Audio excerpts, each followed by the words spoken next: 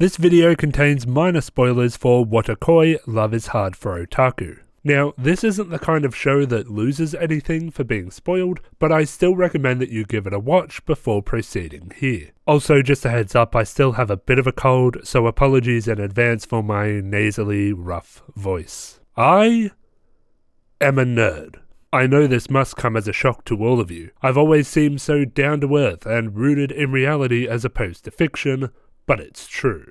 Since I was about 7 years old, I've had an obsession with pop culture, science fiction, and fantasy. And I've been lucky enough to grow up around like-minded people, others who share my passion for games, movies, and television. Even this very channel provided me with a previously non-existent outlet to talk about anime, a new passion from the last 7 years or so. But my passion for media does have its limits. While I will gladly talk about my nemesis confronting me with a metal stomach after being cleaved in half by me in Shadow of War, I know not to mention this to my parents. I have many conflicting feelings about the film Down Under, which carries a comedic tone throughout its run, even in scenes that cover uncomfortable subject matter. Still, I'm not going to get into that with the mailman as he drops off yet another parcel of manga. In my professional life, where I film and edit commercial videos, I barely mention my more nerdy passions at all. One of my most regrettable interactions with a client was when I turned up to their office off the clock to deliver some footage. I wasn't worried about appearing in casual attire, given this happened between Christmas and New Year, but I probably could have picked a more appropriate t-shirt than this one. Where do you draw that line? Between being true to your passions but conforming to societal norms when the situation calls for it? I'm just kidding. The idea that nerds don't know how to integrate into society is a stupid cliche that only makes up a very, very small minority. I'm not going to pretend that this video has anything to say about nerd culture that isn't offensively obvious to everyone and their dogs. I just think the show has an interesting storyline around this idea and I want to talk about it. So that's what I'm gonna do. Coincidentally, the same as the t-shirt I was wearing, the show is Wotakoi, Love is Hard for Otaku. Wotakoi is a show about companionship, not only in a romantic sense, but in finding genuine connections with people around you. It's about the dangers of conformity when not counterbalanced, and most importantly, it's about the benefits of being a part of a community that accepts you for who you are, without having to hide your passions. Normie is an otaku.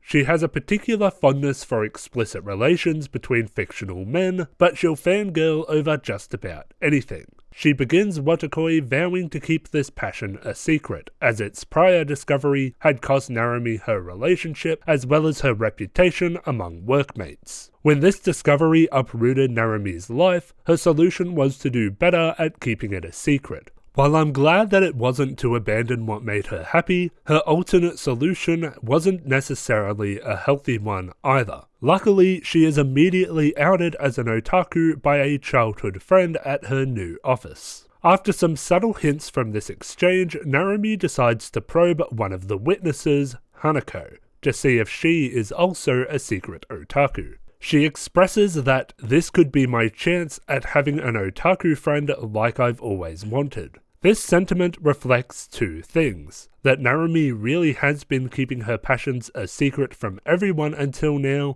and that she craves someone with whom she can share them. And by the end of episode 2, she has an intimate group of friends who are all passionate about different aspects of otaku culture, and a boyfriend, Hirotaka, who not only embraces her boy-on-boy love obsession, but actively supports it. All this combined with some select moments from Hirotaka's past makes a solid argument against the idea of conformity. Normie completely sealed away her less conformity-fitting traits and suffered for it. On the other hand, Hirotaka tried to conform to the cool kid style to get noticed by Normie, but ultimately failed to do anything but hurt himself. This conformity-averse ideal comes to a head in episode 9, when Hirotaka insists on having a normal date with Normie, going so far as to fine her and himself for making any otaku references. Hirotaka faces some anxiety over his relationship with Normie, knowing that he is far more indulgent of his passion than she is hers.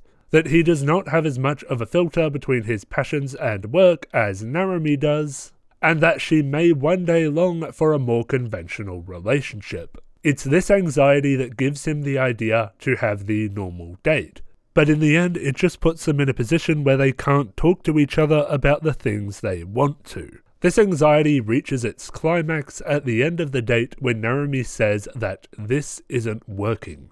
He fears that he was right all along for a brief moment, that she is leaving him because he is too engrossed in nerd culture to offer a conventional relationship. However, Normie then clarifies that what isn't working is the penalty system, and that she would much rather let them be themselves for the remainder of the date. Hirotaku's belief that Normie might want a normal relationship isn't unprecedented. The entire time he's known her, a normal relationship is what she has wanted. He seemingly doesn't learn until the end of episode 9 that Normie is no longer interested in a conventional love life. Pining for a normal relationship has only ever left her heartbroken as she inevitably reveals her true self. She doesn't have to fear that heartbreak with Hirotaka because she's been nothing but herself around him and he still likes her. It's important to note that the show isn't exactly anti-conformity either.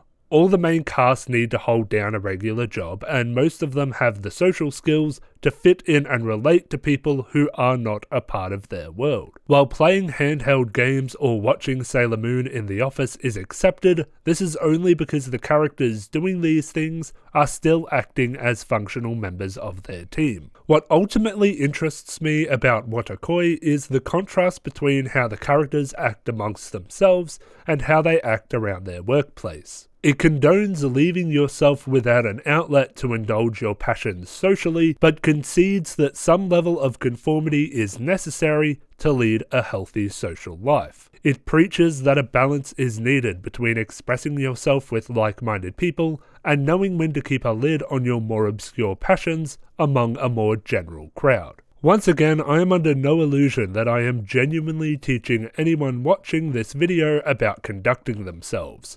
Trying to frame the message of this video like it's something you wouldn't already know would be the second most pretentious thing I've ever done on this channel. I just think it's neat that we have a story about a closeted nerd who, between indulging their passions and hiding them from the world, finds a happy middle ground with a group of like-minded people.